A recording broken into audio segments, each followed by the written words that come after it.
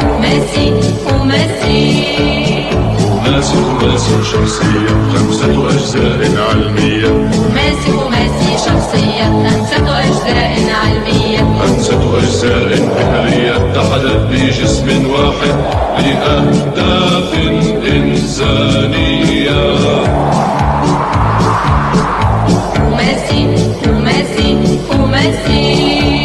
خماسي مثل للقوة.